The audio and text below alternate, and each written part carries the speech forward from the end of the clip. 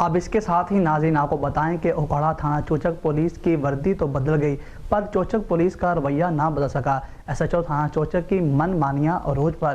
اسی حوالے سے مزید بتا رہے ہیں ہمارے نمائندے طارق محمود۔ طارق محمود، بتائیے گا کہ پولیس کی کیا من مانیاں عروج پر پہنچی ہیں؟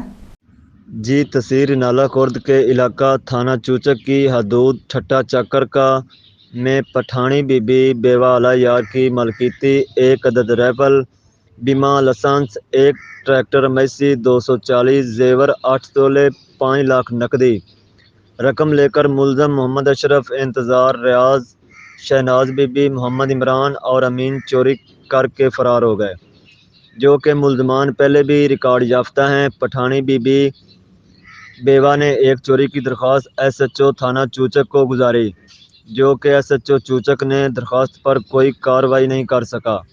ملزمان نے شرعام متاثرہ خاتون پٹھانی بی بی بیوہ کو اور ان کے بچوں کو قتل کرنے کی دھمکیاں دے دیں۔